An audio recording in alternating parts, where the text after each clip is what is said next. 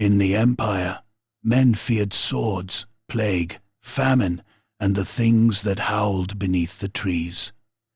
Magistrate Elspeth Capel feared paperwork, not because it was harmless, because it was never harmless. A blade could kill one man. A cannon could break a wall, but a forgotten seal, a misfiled charter, a clause buried in molding vellum, such things could wake old debts, ruin noble houses, and send armed men riding into the dark with murder in their hearts. In the rain-choked town of Kolstadt, on the edge of the Drakwald, Elspeth found a writ that should have burned a century ago. It named a ruined watchpost. It granted toll rights over an abandoned road, and it proved that, by law, someone was still responsible for guarding the way through the forest. 3 nobles wanted the writ, the forest wanted the road, and beneath the broken stones of Wolfenclam, something ancient was waiting to be paid. Before dawn, the archive would burn. Before dusk, men would be butchered in the mud. And before the writ was settled, the Drakwald would learn a terrible truth. The law of the Empire was written in ink, but enforced in blood. Chapter 1. The seal beneath the dust rain came down on Kolstadt like thrown gravel, rattling on slate roofs, hissing in gutters, and turning the streets into brown channels of horse filth and ash. Magistrate Elspeth Capel hated the town most in weather like this. Kolstadt had been built by men who believed walls were more important than windows, and the result was a place of damp rooms, narrow alleys, and stone buildings that sweated even in winter. It crouched on the southern edge of the Drakwald, wrapped in fog and old fear, its people forever glancing north as if the trees themselves might one day march down and drag the town away. In the courthouse archive, the rain was only a murmur. The louder sounds were the gnawing of mice, the creak of rotten beams, and the wet cough of Archivist Gessler as he watched Elsbeth sort through 300 years of neglected parchment. "You will find nothing," Gessler wheezed. Elsbeth did not look up. "I was told the same thing before I found Baron Krantz had been taxing a bridge that collapsed in his grandfather's day. That was different. It was fraud. It was tradition." Elsbeth smiled thinly and turned another page. She was 38 years old, narrow-faced, sharp-eyed, and dressed in black wool that had gone shiny at the elbows. Her hands were ink-stained, her boots mud-caked, and her patience almost entirely spent. Before her lay the legal carcass of Middenland: tax warrants, road charters, military musters, marriage bonds, executions, boundary disputes, toll exemptions, and petitions from dead men whose bones were probably cleaner than the documents bearing their names. Her clerk, Jorek Black, sat nearby with a candle clutched close to his nose, squinting through spectacles so thick they made his eyes look like boiled onions. "I still don't understand why 3 noble houses care about one abandoned road," he muttered. "Because nobles care about anything that can be owned," Elsbeth said. "The old Midden Road is barely a road anymore. Then they want what it used to be." Jorek swallowed. "Or what it's going to be." That made Elspeth pause. A month earlier, 3 rival petitions had arrived at the Kolstadt court on the same grey morning. Baroness Irmhild von Grauenfels claimed her house possessed hereditary rights to tolls collected along a forest stretch called the Wolfenclam Cut. Lord Adelmar Kriegund denounced her claim as false and submitted one of his own, written with the kind of confidence only armed men could afford. Graf Oskar Todvald, drunk even in his letter, asserted that both were thieves and that the road revenues belonged to him by ancient blood. All three cited different charters. All three charters were suspicious. All three houses had sent armed representatives to town. That was when Elsbeth had started digging. Gessler gave another damp cough. No one has used Wolf and Clam watch post in 180 years. Roof fell in. Garrison gone. Bell cracked. There are beast men in those woods now. There are beast men in every noble's family tree if you go back far enough, Elsbeth said. Jorik made a strangled noise that might have been laughter or terror. The archivist crossed himself with the twin-tailed hammer and shuffled deeper between the shelves. Elsbeth kept working. She had learned long ago that truth rarely shone. More often, it stank. It hid in rat-chewed ledgers and worm-soft bundles tied with string that fell apart at a touch. Near midnight, she found the box. It was not listed in the catalogue. It sat behind a stack of grain levies from a famine year, shoved so far under the shelf that only the glint of its iron corner had betrayed it. The wood was black with age. The lock had rusted into a single blistered lump. Jorik leaned over. "What is it?" "Something someone wanted forgotten." "That sounds dangerous. Everything in this room is dangerous. Half the empire is built on badly worded paperwork." Elsbeth took a chisel from Gessler's desk and broke the lock. It snapped with a dry crack. Inside lay a roll of vellum wrapped in oilcloth. The seal hanging from it was dark blue wax, chipped but intact, bearing a wolf's head above a gatehouse. Jorik's face changed. Fear left it for a moment, pushed aside by professional hunger. "That is old," he whispered. Elsbeth unwrapped the vellum. The words inside had been written by a careful hand in a stern age. They granted authority to Wolf and Clam watchpost over the keeping, warding, repairing, tolling, and lawful chastisement of all traffic upon the road, running from the southern Mile Oak to the gorge stone beneath Ulrichsblick Ridge. Jorek read over her shoulder, lips moving. "Magistrate," he said, voice thin. "I see it. This was never revoked. I see that too." "No, you don't understand." "If the writ still stands, the watchpost is still the lawful toll authority, not the Grauenfels claim, not Krieghund's, not Todwald's, the post itself." Elsbeth felt something cold settle in her belly. Gessler returned, saw the seal, and went the color of old milk. "Where did you find that?" he whispered. "In your archive. It should not be here. That is rarely an argument against a document's existence." His hands trembled. "Burn it." Elsbeth stared at him. The old archivist's breath rasped in his throat. "Burn it, Capel. Some laws rot for a reason." Before she could answer, something thudded above them. Dust sifted from the ceiling. Jorik froze. Another sound followed. A scrape. Then the soft, deliberate groan of a door being forced open somewhere upstairs. Elsbeth reached for the pistol beneath her coat.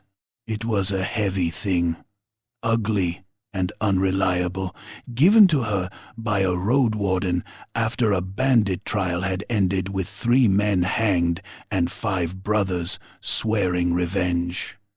She had fired it twice in her life, both times at bottles. One bottle survived. Gessler blew out his candle. The archive plunged into a gloom cut only by Jorik's trembling flame. Footsteps crossed the floor above, 1 set, then 2, then more. Men were moving through the courthouse. Not guards. Guards cursed, spat, and carried lanterns.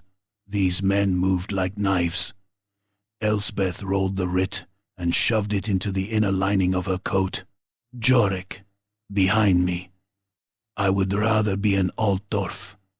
So would half the rats. The stair door opened. 3 figures descended. They wore black leather under rain-dark cloaks, their faces hidden by cloth masks stiffened with wax. One carried a short sword, one had a hatchet.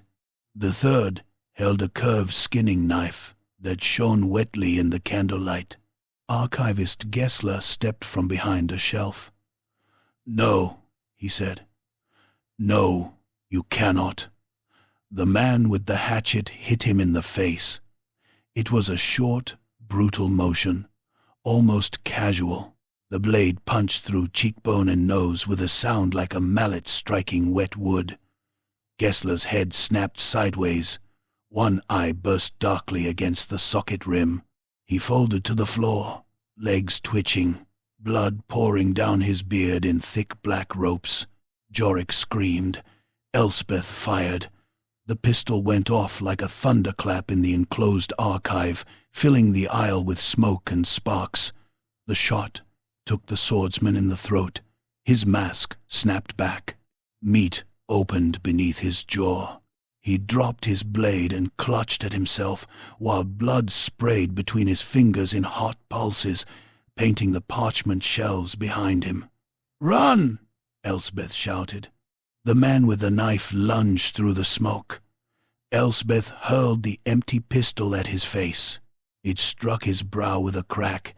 He staggered but did not fall. Jorik, shrieking without words, swung his candle holder with both hands. The brass base caught the assassin's ear and tore it half free. He snarled, slashing blindly.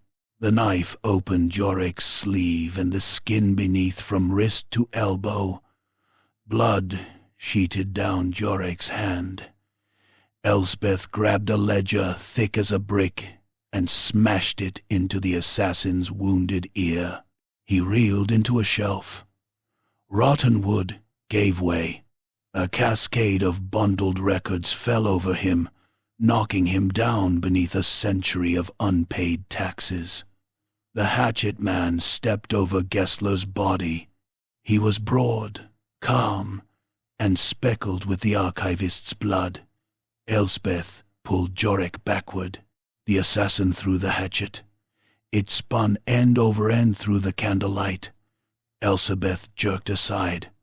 The blade missed her face by a finger's width and buried itself in Jorik's candle, snuffing it out.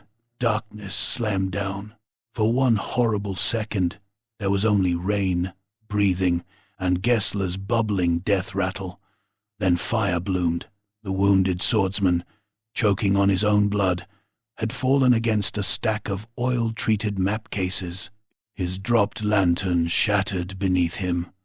Flame climbed greedily up parchment and cloth, bright and sudden, licking across dry shelves as if the archive had been waiting years to burn. The hatchet man cursed. Elspeth dragged Jorik toward the rear stacks. Smoke thickened fast, bitter and greasy. Heat crawled over her face. Behind them the trapped knife man thrashed beneath fallen ledgers, kicking and snarling while fire reached him.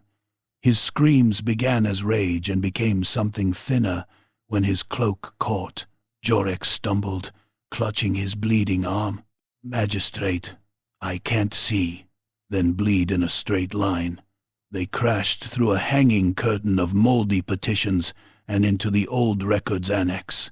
Elspeth knew the room badly, but she knew enough. There was a service hatch somewhere near the back, once used for hauling sacks of legal rubbish to the alley furnace. Something slammed into the shelves behind them.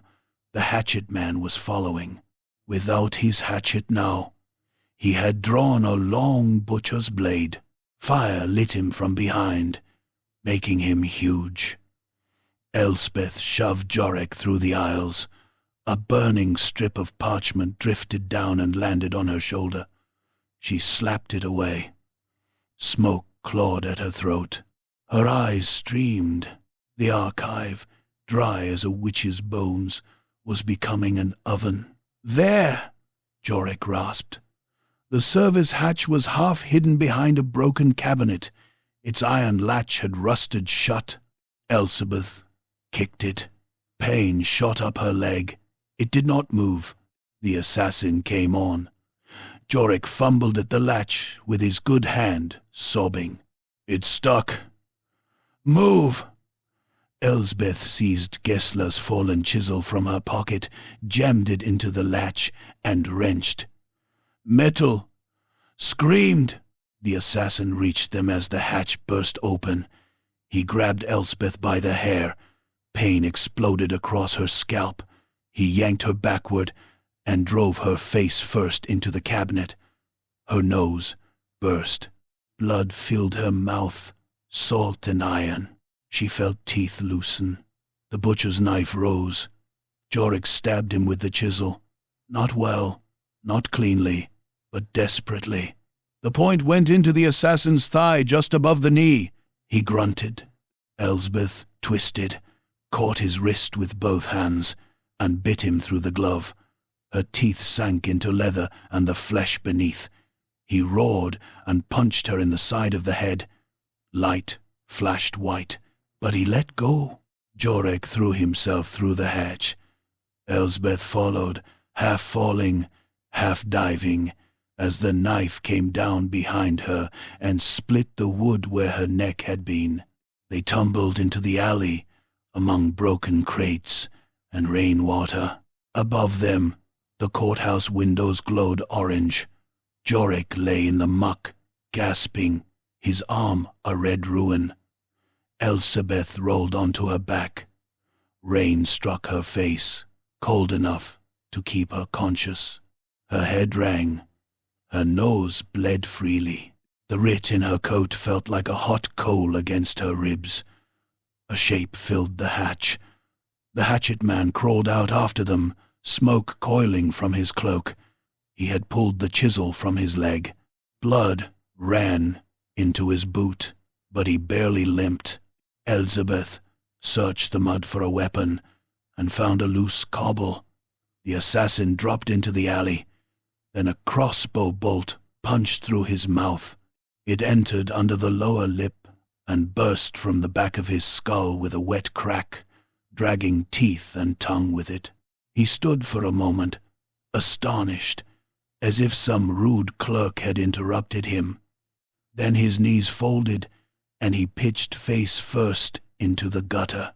At the alley mouth stood Hannah Holt, road warden of Middenland, rain dripping from the brim of her hat, crossbow still raised. Her scarred face twisted when she saw Elizabeth.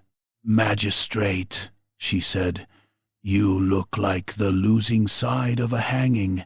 Elspeth spat blood. "The archive is burning." "I noticed. Gessler is dead." "That too." Jorik lifted his wounded arm weakly. "I am also inconvenienced." Hannah stepped over the corpse and hauled him upright by the collar. "Bleeding is not dying. Stop wasting it." Behind them, the courthouse fire broke through the roof. Flames roared into the rain, turning the low clouds red. Bells began to clang across Kolstadt. Shutters opened. Dogs howled. Men shouted for buckets, priests, soldiers, anyone with hands. Elizabeth looked up at the burning archive and felt a terrible certainty settle over her. The assassins had not come to steal the writ. They had come to erase everything around it. She reached into her coat and pulled out the vellum. The seal had survived. Blue wax, wolf's head, gatehouse. The words were spotted with her blood but still readable. Jorik stared at it. "We should give that to the court. The court is on fire." "The judge?" Then, The judge drinks with Drakwald every mark tag. Then the captain of the guard. Bought by Krieghund. Jorik swayed. Baroness Grauenfels? Elsbeth looked at him. Bad suggestion, he whispered. Hannah glanced from the Writ to the burning courthouse. What is that? A road claim, Elsbeth said. Men don't burn courthouses over road claims. Nobles do. The road warden's eyes narrowed. Which road? Wolfenclam. Hannah's expression changed. In the firelight, the rain on her face looked like sweat.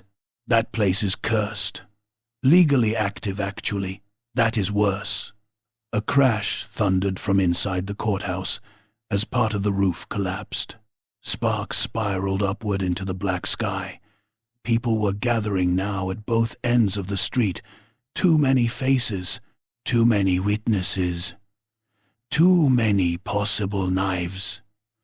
Elsbeth unrolled the lower part of the Writ. There, hidden in cramped script beneath the formal grant, was a clause she had barely noticed in the archive. Jorik leaned close, squinting despite the blood dripping from his sleeve. What does it say? Hannah asked. Elsbeth read aloud, voice rough from smoke. Upon the appointed writ-marking day, should the office of castellan stand vacant, lawful possession shall pass to the claimant, who holds and occupies Wolfenclam watchpost at sunrise, there to enjoy all tolls, duties, rites of passage, and roadward privileges for the span of 99 years. The three of them stood in the alley while the courthouse burned behind them. Far away, beyond the town walls, the Drakwald waited. Hannah spat into the gutter. When is this writ-marking day? Elsbeth looked at the date written in the margin. Then she looked north. 3 days. Chapter 2. Road of Wolves. By dawn, Kolstadt stank of wet ash, burned vellum, and human fat. The courthouse still smoked behind its blackened walls, its roof collapsed inward like a broken chest. Men with bucket lines stood ankle-deep in grey slurry, while priests muttered over bodies dragged from the ruins. Some of the dead had names. Some were only shapes beneath soaked blankets, their limbs cooked into hard angles, their faces peeled by heat, until even their mothers would have needed rings or scars to know them.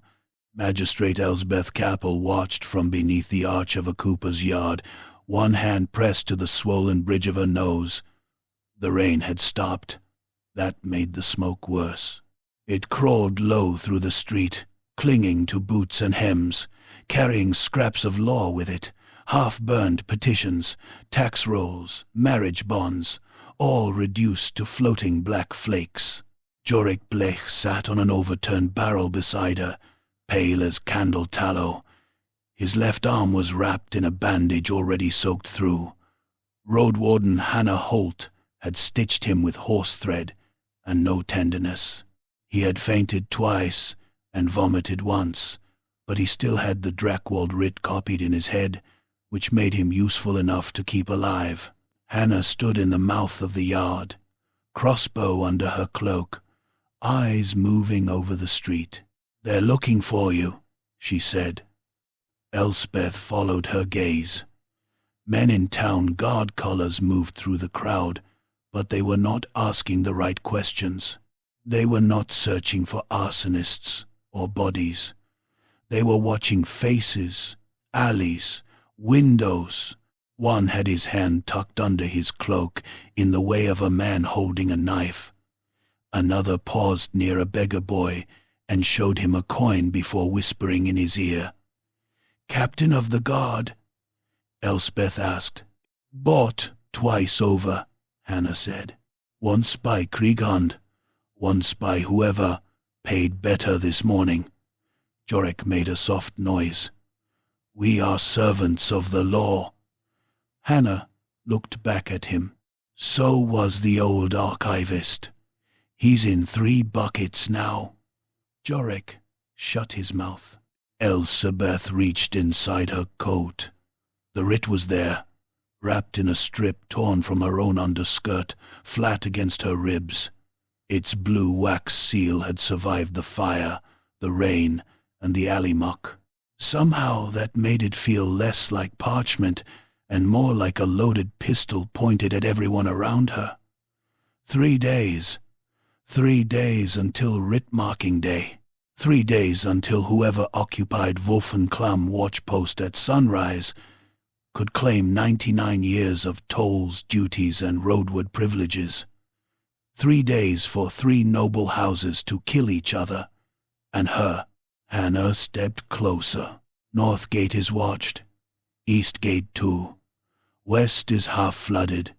South gets you away from the Drakwald, which would be clever if you had any sense. I need the old road.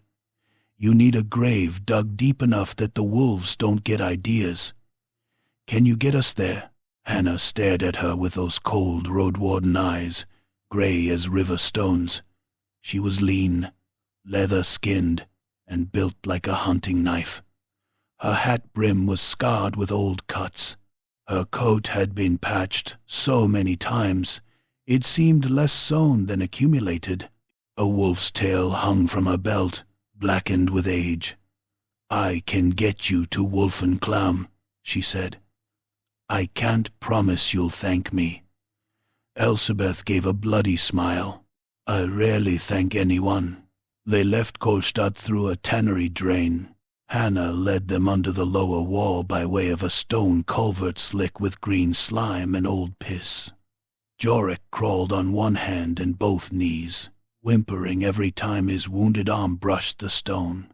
Elsbeth went behind him, teeth clenched, boots sliding in filth.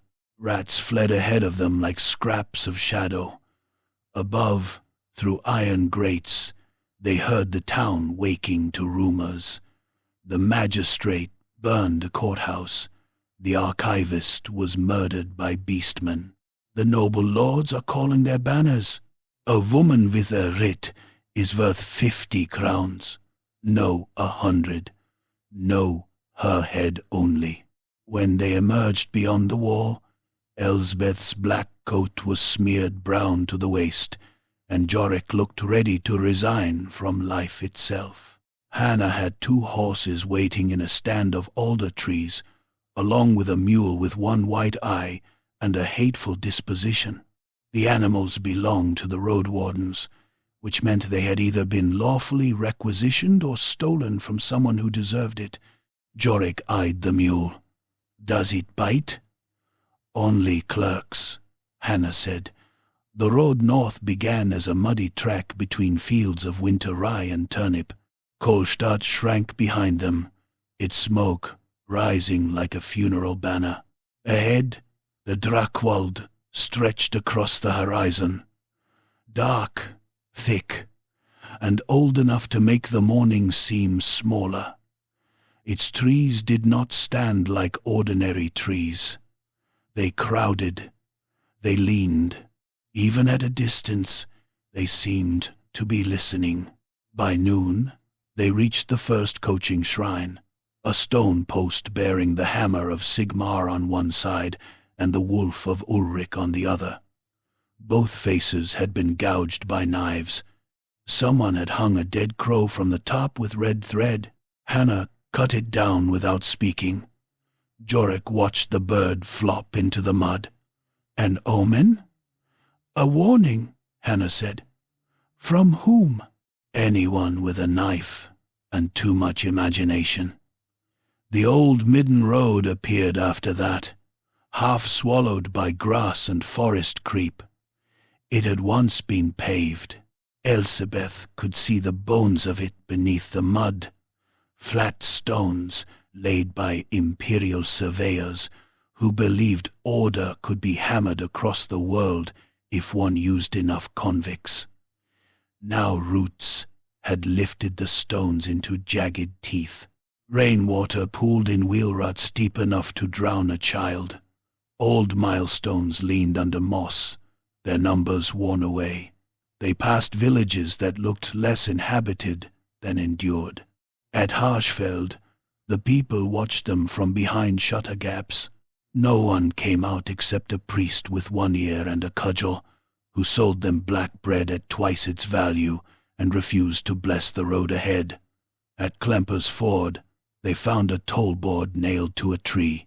3 different noble seals had been painted on it, each over the last time.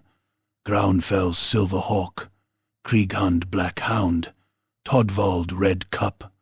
Beneath them, someone had written in charcoal, "Pay all," or "Pay blood."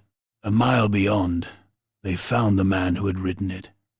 He hung from an oak by his ankles, opened from groin to throat. His shirt had been peeled back and pinned with thorns like a butcher's display.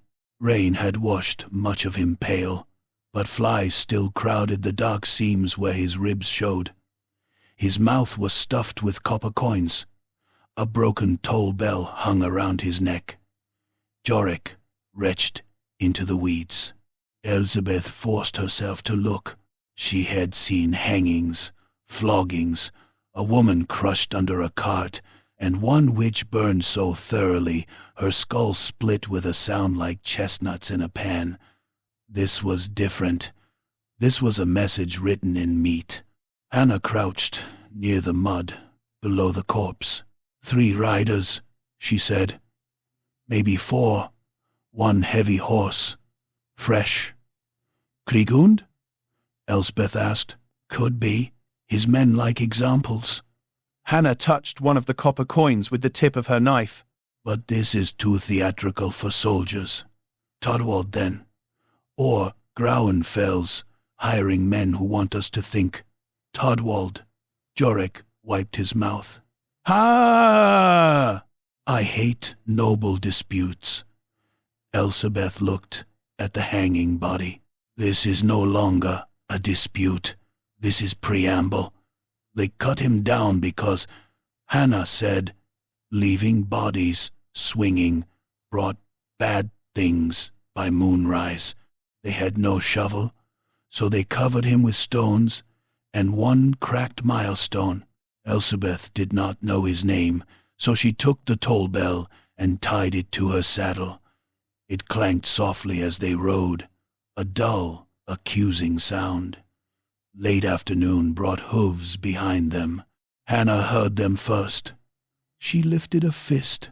They guided the horses off the road and into a stand of spruce. A few moments later, 6 riders came cantering from the south, Krieghund men, unless they had stolen the look. Wolf-pelt cloaks, iron caps, breastplates painted black. Each carried a short cavalry spear and a chopping sword. Their leader had a hound skull fixed to his saddle horn, its jaws wired open. They slowed near the cut-down oak.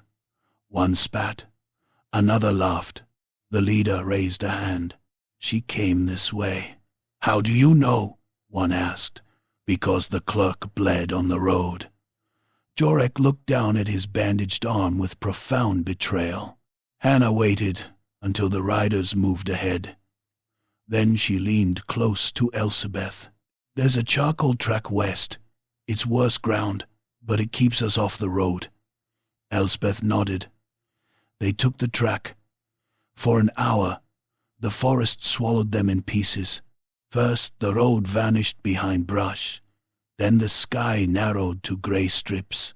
Then the sound of distant riders faded, replaced by creaking branches, dripping leaves, and the wet suck of hooves in black mud. The Drakwald smelled of rot, pine resin, and old blood.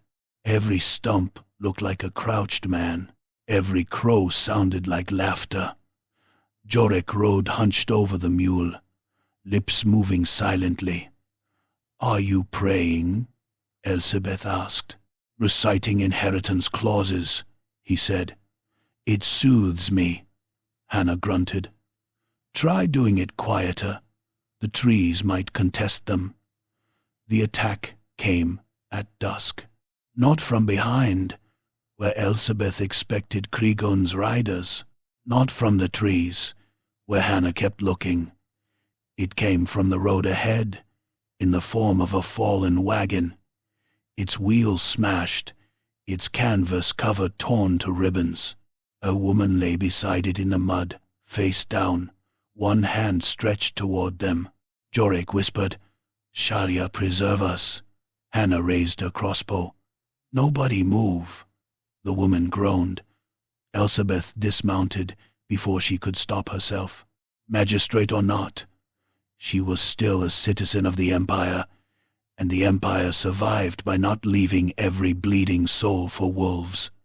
Hannah hissed, "Capel." Elspeth approached the woman. Her dress was torn.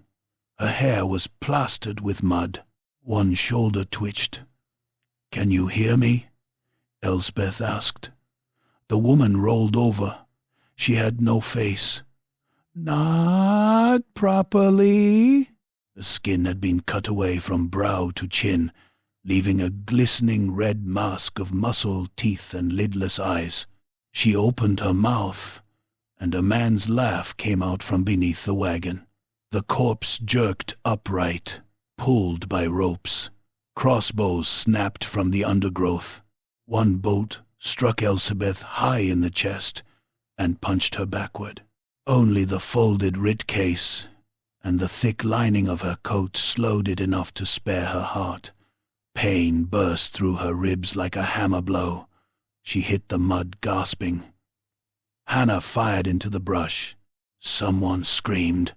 Men rose from the ditch and behind the wagon. Not beast men, men. Hard-faced road trash in patched leather, with strips of red cloth tied around their arms. Drakwald smugglers, by the look of them, though they carried no noble banner. Knives, axes, hunting bows, a boar spear dark with old use. The nearest came at Elspeth with a cleaver. She rolled as it chopped into the mud beside her head. The blade threw muck across her face. She grabbed a fistful of filth and flung it upward. It struck his eyes. He cursed and staggered. Elspeth drew the small legal dagger she used for cutting seals and drove it into his calf. It was not a heroic blow. It was ugly, panicked, and effective. The blade sank to the hilt. The man howled.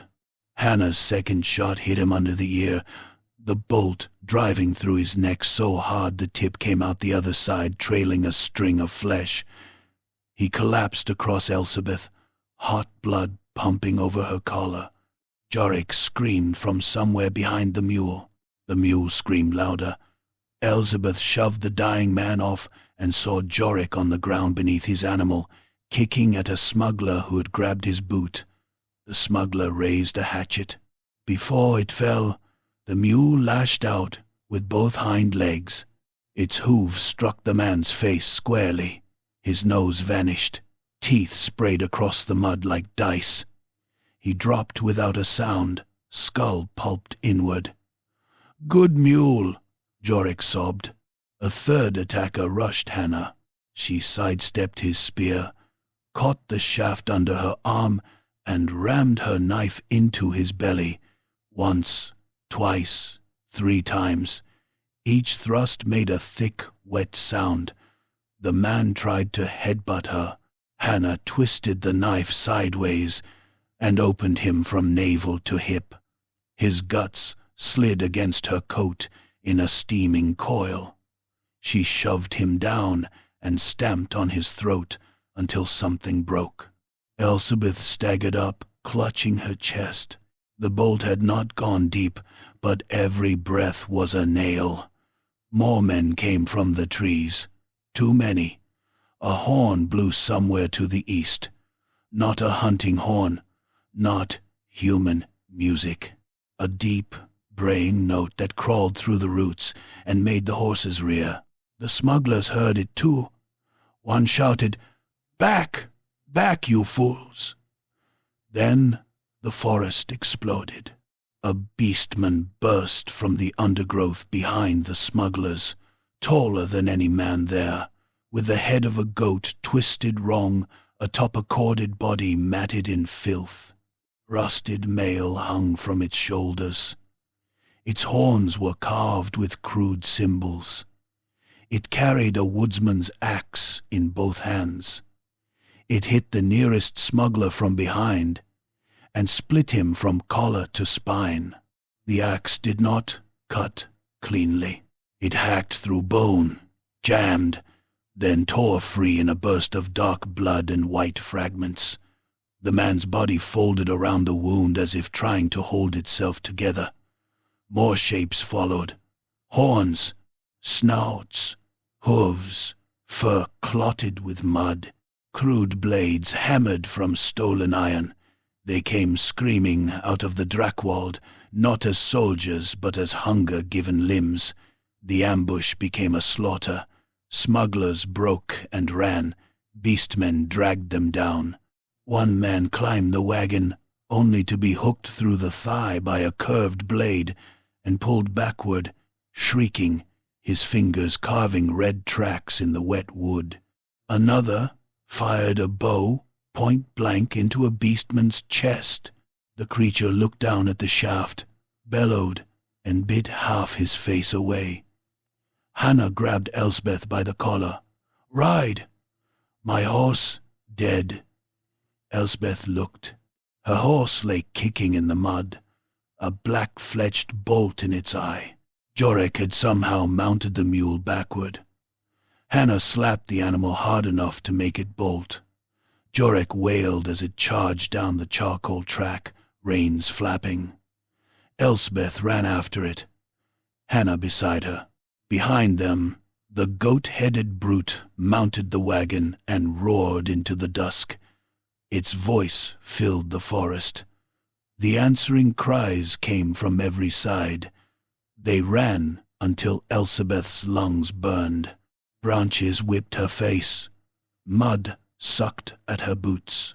The toll bell tied to her saddle had been lost with the horse, but she could still hear it in her head, clanking like a death clock. Hannah dragged her left at a split in the trail, and shoved her down a slope where old leaves hid stones sharp enough to tear palms. They crashed onto a lower track as the mule thundered past, Jorek clinging to its neck. "Capel!" he shrieked. "I can't stop this criminal beast!" Hannah whistled once, sharp and piercing. The mule swerved toward her by instinct or malice. Hannah caught the bridle, was dragged 3 strides, then hauled its head around. Elsebeth bent double, coughing. When she touched her chest, her fingers came away wet, but not badly. The bolt had scored flesh over the ribs. Painful, not fatal, yet. The forest behind them cracked with pursuit. Hannah looked around. Old coaching road, northeast. There's a shrine bridge, if it still stands. If it doesn't, Jorek asked, then we jump better than we look. They had 1 mule for 3 people. Hannah mounted first, yanked Jorek behind her, then hauled Elsebeth up last. The beast lurched under them, offended but sturdy. They rode into the deepening dark, with branches clawing overhead. The chase became a nightmare of motion and noise. Beastmen ran in the trees. Elspeth glimpsed them between trunks, hunched silhouettes keeping pace with impossible strength. Arrows hissed from the dark. One struck the mule's pack. Another sliced through Jorek's cap and pinned it briefly to a low branch, leaving him bareheaded and shrieking. Hannah rode like a woman born in the saddle, leaning low, guiding the mule over roots and ruts while drawing a pistol from her belt. A beastman leapt from a bank onto the track ahead. Hannah fired. The shot lit the forest white for half a heartbeat. The ball hit the creature in the mouth. Its jaw vanished in a red burst, tongue and teeth flinging backward into the dark. It spun aside, crashed into a tree, and slid down, leaving a smear. "Reload," Hannah barked. Elsbeth grabbed the pistol with numb fingers. She had never reloaded while riding, had never reloaded while anything with horns wanted her organs, and had never imagined the law would require so much black powder. Jorik fumbled at Hannah's powder flask. "I know theory." "Then theorize faster," Hannah said. The track dropped suddenly. The mule plunged downhill. Elspeth nearly flew off. She wrapped one arm around Jorik and felt him sobbing against her sleeve. Behind them, the braying horn sounded again, closer now. At the bottom of the slope, the trees opened onto a narrow stone bridge over a ravine. A coach lay wrecked across it, old but not abandoned. Lanterns still burned beside it. Men in Kriegund colors fought around the wreck, back to back, surrounded by beastmen. The 6 riders from earlier, their horses were dead. One mercenary had lost an arm and still swung his sword with the other, screaming Kriegund's name as a beastman worried the severed limb between its teeth. Another was on his knees, trying to hold his belly closed while stabbing upward at anything that came close. The leader with the hound skull saw Hannah's mule bearing down. "You!" he roared. "Help us!" Hannah did not slow. The bridge was half blocked. There was no room. A beast man turned toward them, raising a hooked spear. Hannah drove the mule straight at it. At the last moment, she fired her second pistol. The shot struck the creature's shoulder and spun it aside. The mule hit the wrecked coach, scrambled up its broken axle, and lurched over the tilted frame. For one suspended instant, all 3 of them were above the bridge, above the ravine, above the snarling melee. Then they crashed down on the far side. Jorik bounced off the mule's back, hit the stones, and rolled. Elspeth landed on top of him. Hannah stayed mounted, somehow, and wheeled back with her sword drawn. The Kriegund leader tried to follow. He hacked down one beastman, shoved another over the bridge parapet, and ran toward them. A huge horned brute caught him from the side and drove a rusted blade into his armpit where the armor gaped. The point came out below his collarbone. He looked shocked, almost offended. Hannah leaned from the saddle and cut the beastman across the face. The blade took one eye and part of its snout. The Kriegund leader tore free, leaving a chunk of himself on the enemy's sword, and staggered over the bridge. "Move!" Elspeth shouted. He collapsed beside her, blood bubbling under his breastplate. The beastmen surged after him. Hannah slashed the mule's pack straps. "Oil flask." Jorik, dazed and bleeding from his nose, understood first.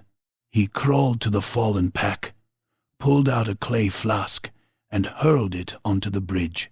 It shattered beneath trampling hooves. Elspeth snatched a lantern from the bridge post. A beastman vaulted the wreckage toward her. She smashed the lantern against its chest. Fire spread greedily over oil-slick fur. The creature howled and beat at itself, staggering backward into the pack behind it. Flames leapt from body to body. The bridge filled with burning monsters, screaming men, and smoke thick as wool. Hannah grabbed Elspeth and Jorik and dragged them away from the heat. The Kriegund leader clawed at Elspeth's coat. "The writ," he gasped. "Give it to Krieghund. He'll pay." Elspeth looked at the man. Blood ran from his mouth. His wolf cloak was burning at the edge. He was dying and still trying to purchase law. "No," she said. His lips peeled back from red teeth. "Then you'll hang with the rest." He died with his hand still clutching her sleeve. The bridge burned behind them. Some beastmen tried to cross through the flames and fell, shrieking into the ravine. Others remained on the far side, stamping, braying, shaking weapons at the darkening sky. Above them, through gaps in the smoke, Elsbeth saw flashes of red light deeper in the forest. Signal fires, one on a hill, another answering it to the north, a third, faint and distant, in the direction of Wolfenclam. Jorek saw them too. Those are not beastmen fires. No, Elsbeth said. Hannah wiped black blood from her sword. Someone is driving them. The thought was worse than the chase. Beastmen were horror enough when they came as raiders, drawn by weakness and blood, but this had shape, pressure, direction. Someone had loosed them like hounds along the old Midden road, flushing out rivals, witnesses, and perhaps anyone foolish enough to carry an ancient writ. Elsbeth touched the parchment beneath her coat. 3 noble houses, 1 ruined watchpost, 1 road worth killing for, and now signal fires guiding monsters through the Drakwald. They pushed on after nightfall. No one suggested stopping. Jorek's wound had reopened. Hannah's coat was sliced across the ribs. Elspeth's chest throbbed with every breath. The mule limped, but continued, perhaps sustained by hatred. The forest grew steeper. Rocks rose through the soil like broken teeth. The track narrowed until the trees scraped their shoulders. Once they passed a shrine to Ulrich, made from antlers and stone, its offering bowl filled not with coins but finger bones. Hannah touched 2 fingers to her brow as they went by. Near midnight, they heard water. The gorge appeared suddenly, black and deep, with mist breathing from its depths. On the far side, set against a ridge of pale stone, stood Wolfenclam watchpost. It was smaller than Elspeth expected, and uglier than any legal document had suggested. A squat tower leaned above a ruined gatehouse. Its roof had collapsed on one side. The outer wall was broken in 3 places. Pines grew from the old parapet. The toll gate still stood across the road below it, iron-bound and crooked, like the jaw of a dead giant. For a moment, none of them spoke. Then Jorek pointed with his good hand. In the highest window of the ruined tower, a candle burned. A small flame, steady, deliberate, impossible to mistake. Someone was already inside. Hannah raised her crossbow. Elsbeth drew the writ from her coat and held it beneath the moonless sky, feeling the old seal cold against her palm. The Drakwald pressed close behind them, full of horns and hunger and men pretending they were better than beasts. "Wolfenclam watchpost," Yorick whispered. Elsbeth looked at the candle in the ruin. "Legally active," she said. Chapter 3. The Ruin That Collects Wolfenclam. Watchpost looked less like a fortress than a corpse that had forgotten to fall down. It clung to the far side of the gorge, half swallowed by mist and black pine. Its tower hunched beneath a broken roof and its walls split by roots thick as a man's thigh.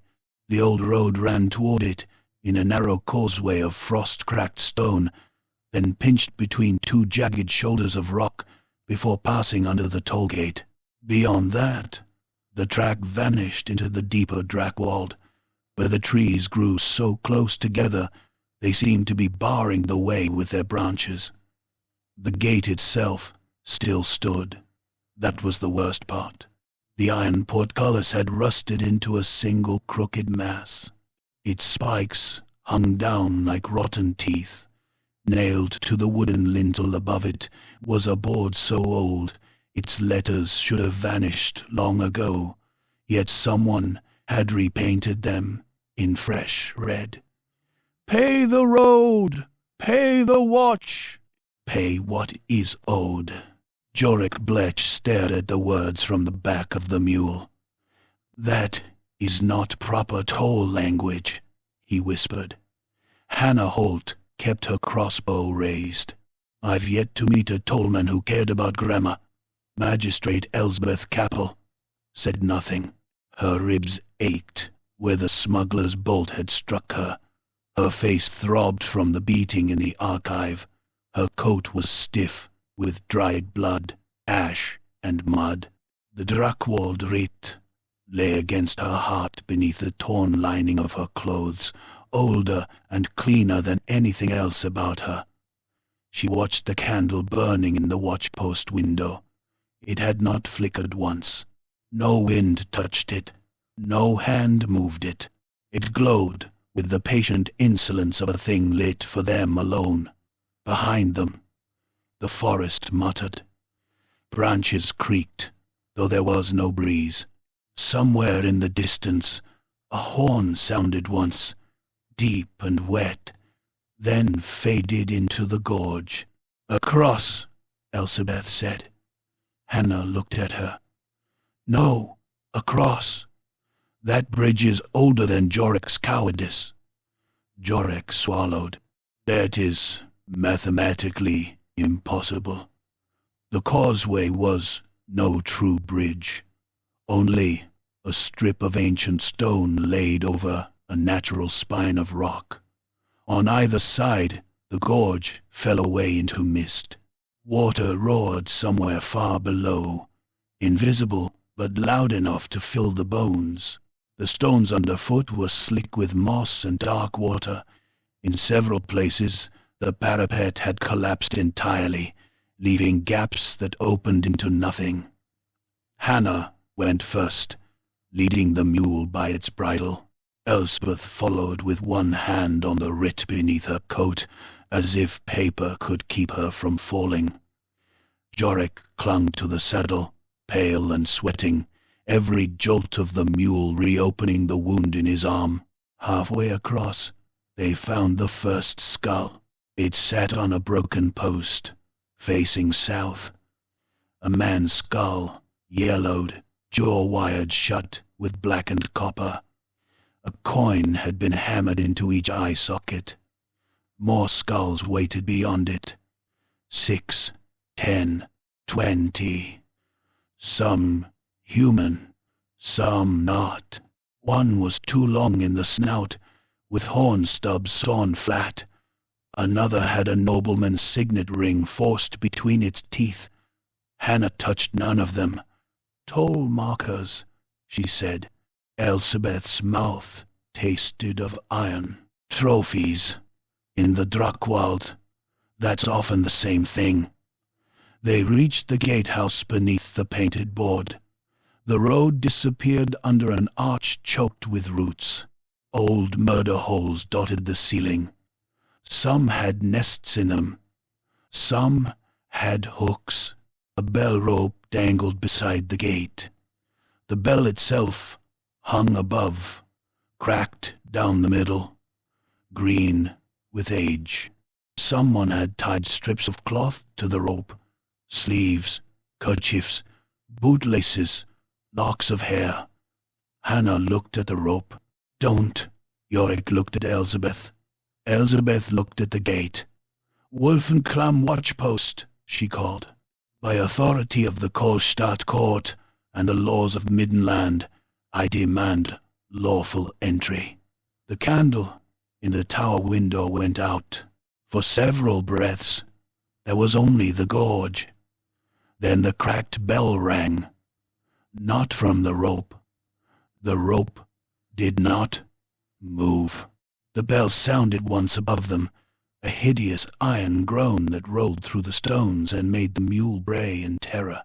Dust spilled from the arch. Something shifted behind the gate with a grinding clatter. A voice spoke from the dark beyond the portcullis. Court pays double. It was an old voice, male, dry as dead leaves dragged over stone, Elspeth stepped forward. "I am Magistrate Elsbeth Capel. I carry the Drakwald writ." Silence. Then the portcullis rose. It did not rise far, only enough for a person to duck under. The iron teeth scraped upward reluctantly, shedding rust flakes and old cobwebs. Hannah went down on one knee and aimed through the gap, but nothing moved inside. "Magistrates first," Hannah said. "Road wardens first. I don't carry the paper everyone wants to carve out of your ribs, which is why I have less value dead."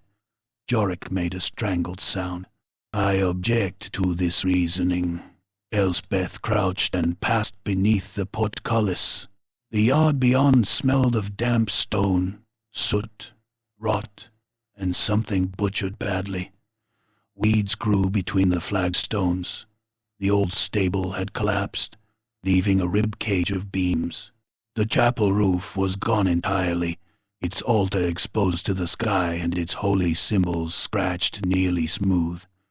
At the center of the courtyard stood a toll table made from a door laid across two barrels. On it lay coins, buttons, teeth, horseshoe nails, strips of parchment, finger bones, and a little wooden doll with its head twisted backward. Behind the table stood a man. Matthau's clam was wrapped in the remains of a military coat 2 sizes too large for him. It had once been blue and white, but the years had turned it gray, green, and brown in patches. Brass buttons hung from it like dull eyes. His beard spilled to his chest in yellow-white ropes. His hair was thin and long. One side of his face sagged from an old wound, pulling his mouth into a permanent sneer. In his hands he held a toll spear, its head polished bright from use. His eyes fixed on Elsbeth's coat. "Writ," he said. Elsbeth did not draw it yet. "Your name?" "Matthäus Klum, Castellan by blood, keeper of Wolfenklam, tollman of the cut, last bell, last gate, last law." He tapped the spear butt on the stone. "You came owing."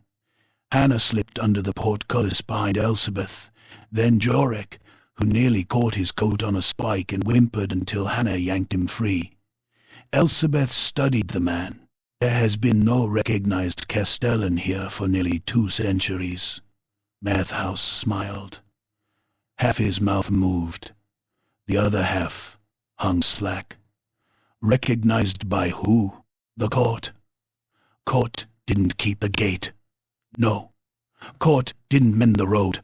"No." "Court didn't bury what came howling down from the north, with babies in their teeth." Elsbeth said nothing. Matthäus leaned over the toll table. Up close, she saw that his coat cuffs were dark with dried blood. "My father kept it. His mother kept it. Her uncle before. Names scratched under the chapel stone. We rang the bell. We took the toll. We broke thieves. We fed crows. That's law." Jorik, despite himself, peered at the coins on the table. "Some of these are ancient. Some of the debts are older." Hannah walked slowly through the yard, eyes on the arrow slits. "You alone here?" Matthäus chuckled. It became a cough. The cough became a spit of brown phlegm onto the stones. "No one is alone in Wolfenklam." The chapel bell gave a soft click, though it did not ring. Elsbeth drew out the writ. Matthäus stopped smiling. For a moment, all the madness seemed to drain from him, leaving only hunger. He reached out with one filthy hand. Elsbeth pulled the parchment back. "No," his fingers curled. "The writ is mine," he said. "The writ belongs to the lawful authority. I am the lawful authority. That remains to be determined." Matthäus's eyes hardened. "Then determine, carefully, Ink woman. A shout rose from beyond the gate. Hannah spun, crossbow up. Hooves clattered on the causeway. Many hooves. Iron-shod and hurried. Men barked orders. The cracked bell above the arch began to tremble without being touched. Mathhaus sniffed the air. Silver Hawk. Baroness Irmhild von Grauenfels arrived, as if she had rehearsed it for a theatre. Her retainers came first. 8 armored riders in polished breastplates dulled by the road, their cloaks soaked black by mist, silver hawks pinned at the throat. Behind them rode a small carriage drawn by 2 exhausted horses, its wheels splashed to the hubs in mud. The carriage stopped beyond the portcullis. A footman climbed down, slipped, recovered, and opened the door with shaking dignity. The Baroness emerged in a travelling gown of dark green, fur-lined and cut for riding. Her hair was bound beneath a black hood. She carried no visible weapon, which in Elsbeth's experience meant she had several. She looked at the skulls, the tollboard, Matthaus, then Elsbeth.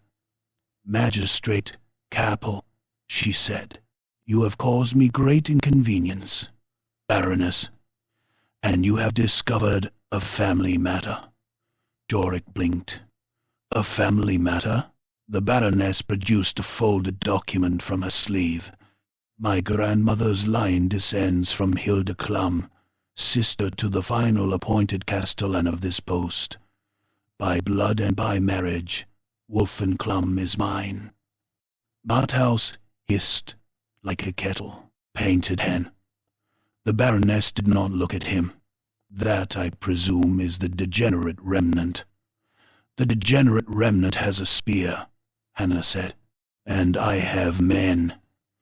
A second horn sounded from the gorge. "Not beastmen. Brass."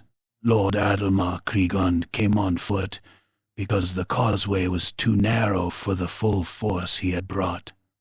His mercenaries pushed in behind him, wolf-pelt cloaks sodden, blades drawn, crossbows loaded. Kriegund himself was a tall, heavy man with a shaved head, a square beard, and armor that had been cleaned too often to have seen recent battle. A black hound was painted across his breastplate. His left gauntlet was spiked along the knuckles. One of his men carried the hound skull saddle ornament Elsbeth had seen the day before. It was cracked now, dark with dried gore. Kriegund's eyes swept the yard and settled on Elsbeth. "You live," he said. "People keep sounding disappointed. My riders died on the bridge. So did many things. They died pursuing stolen legal property." Elsbeth almost laughed. Her ribs punished her for it. "That is a heroic description of attempted murder." Kriegund pointed at Matthaus. "This post is derelict. The occupant is mad. Under emergency road statutes, an armed protector may assume control." "May he?" Elsbeth asked. "He may when he has the strength to enforce it." Hannah gave a low murmur. "There's the law as nobles understand it." A third arrival came without horn, herald, or dignity. Graf Oskar Todvald walked through the gate, with 6 men in stained riding coats and a smile broad enough to hide a graveyard. His hat feather drooped in the mist. His cheeks were flushed with drink. A silver cup hung at his belt, dented but polished. He carried a sword with an ornate basket hilt, and the lazy ease of a man who had watched others die for him many times. "Gods, what a charming ruin," Todvald said. "No wonder everyone wants it. Smells like inheritance." His men spread casually near the walls. Too casually, Hannah noticed. Elspeth noticed Hannah noticing. Todvald bowed to the Baroness. "Irmhild, you look expensive." "Graf." He turned to Kriegund. Adelmar, you look as though you plan to compensate for imagination with stabbing. Krigon's jaw tightened. Torvald, and Magistrate Kappel. Torvald's smile of armored. Still damp, still bleeding, still meddling. Remarkable woman. Elspeth said, "How many signal fires did you light?" For the first time, his smile twitched. The Baroness looked sharply at him. Krigan looked too. Torvald spread his hands. "Signal fires?" "The beastmen were driven along the road," Elizabeth said. "Not wandering, driven." Kriegand took one step toward Torvald. "My men died." "Your men often do. I assumed it was doctrine." Kriegand lunged. Steel came out everywhere. The courtyard erupted. Kriegand's spiked gauntlet smashed into Torvald's nearest guard, catching him across the mouth. Teeth burst from the man's lips in a spray. Before he fell, Kriegand drew his sword and hacked down through the collarbone, splitting leather, flesh, and ribs so deeply the blade stuck. The guard screamed, until Kriegand tore the weapon free with a wet wrench. Torvald sprang back, laughing now, drawing his own sword. The Baroness's retainers formed around her, shields lifted. One of Kriegand's mercenaries fired a crossbow at her. A Braunfeld's man stepped in front of the bolt. It punched through his cheek, out beneath his ear, and dropped him choking onto one knee.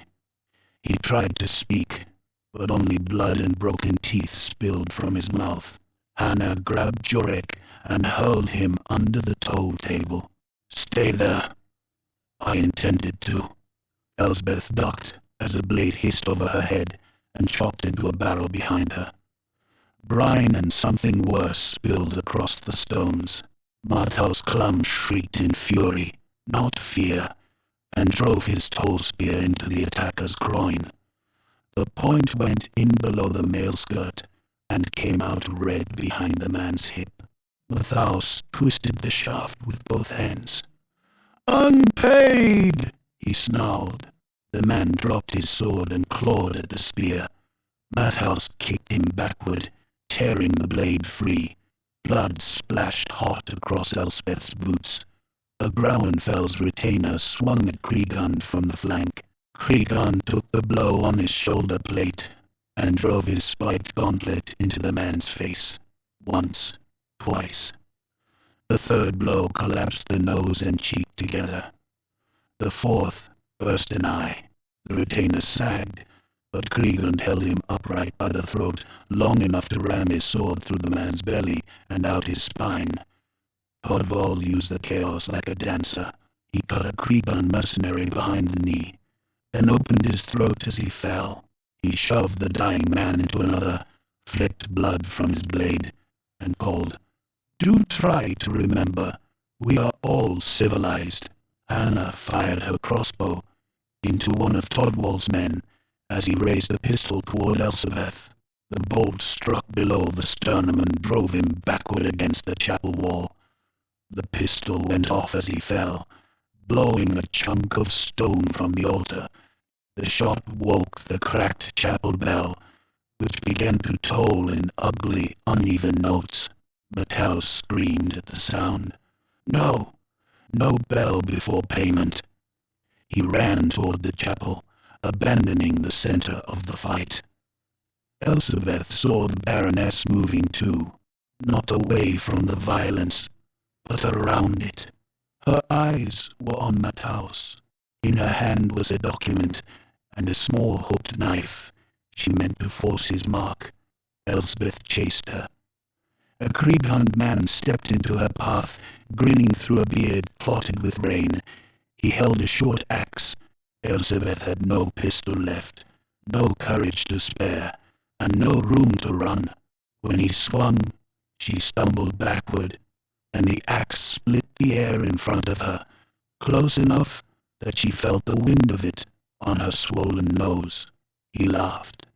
Elspeth threw the only weapon she had ready, a brass inkwell from her satchel. It struck his forehead with a dull crack. Ink exploded across his eyes in a black splash. He cursed and swung blind. Elizabeth stepped in under the blow and drove her seal-cutting dagger upward under his chin. The blade punched through the soft flesh behind the jaw and stopped against bone. The man jerked. His mouth opened against her hand. Hot saliva and blood ran over her fingers. His axe fell. She tried to pull the dagger free, but it stuck. He collapsed forward, dragging her down with him. For one awful moment, she was pinned beneath his weight, his beard pressed to her face, his body twitching as blood gurgled from the hole under his chin. His breath stank of onions and rot. She shoved, gagging, until Hannah appeared and kicked the corpse off her. "You are terrible at knife work," Hannah said. "He is dead.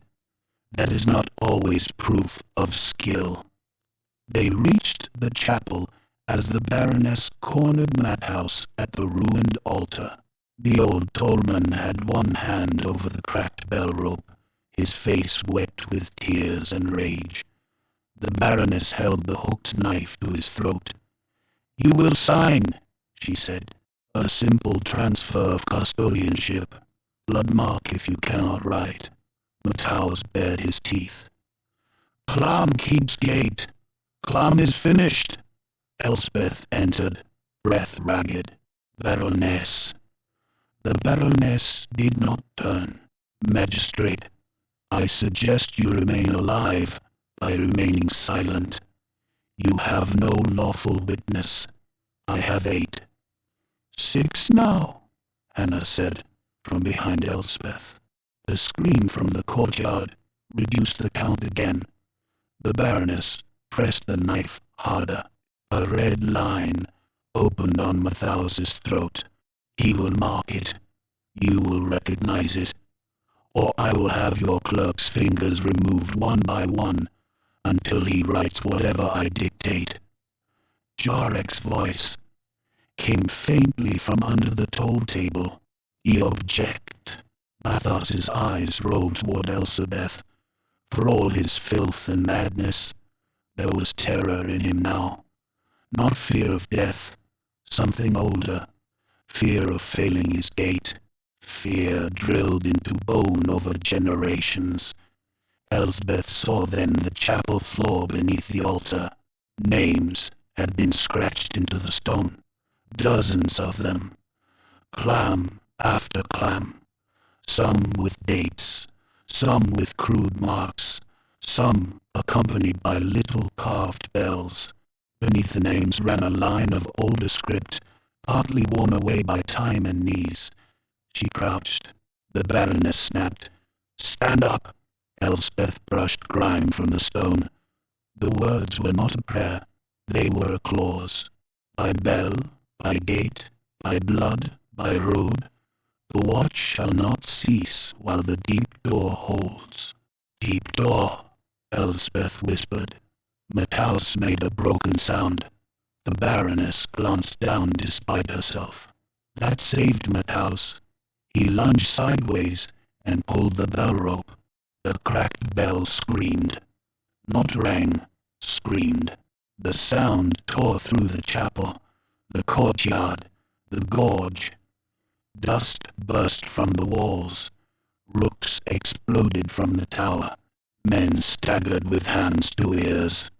Elspeth dropped to one knee, skull splitting with pain. The Baroness cried out, blood running from one ear. Something answered beneath the watchpost. A low stone boom, then another. In the courtyard, the fighting faltered. The flagstones near the toll table shifted. Jorek crawled out from underneath, eyes huge. "Magistrate?" The ground opened, not in a collapse, but in a deliberate unfurling of old machinery.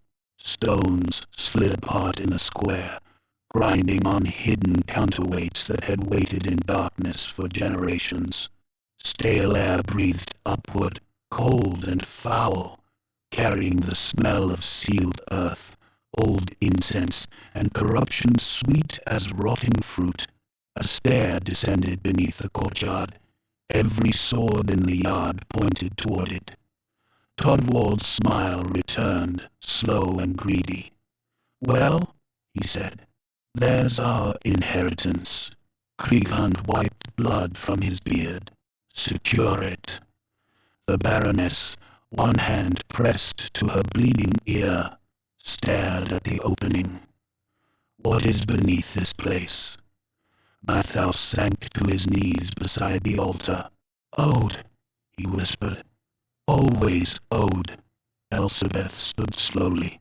From below came a faint red glimmer, not firelight. Something deeper, something pulsing. Drakwald stepped toward the stair first, but Hannah moved between him and the opening with her sword raised.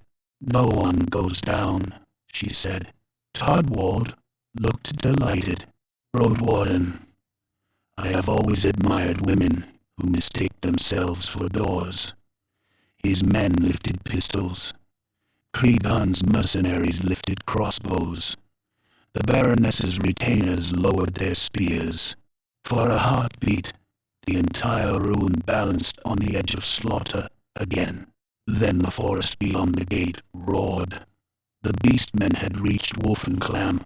They came over the outer wall in a tide of horn and muscle, crashing through the broken stones, dropping into the courtyard among the dead. One landed on a Groundfell's retainer and smashed him flat beneath its hooves. Another seized a Krieghund mercenary by the helmet and wrenched his head sideways until his neck snapped loud enough to hear over the bells. The nobles' quarrel dissolved into survival. Hannah dragged Elspeth back from the stair as a beastman charged them with a cleaver made from a wagon spring.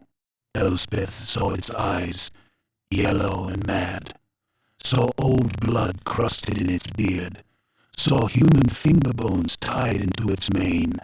Hannah met it low, too close for the cleaver's full swing, and drove her sword into its stomach. It kept coming. The blade went in nearly to the hilt, but the creature's weight bore her backward.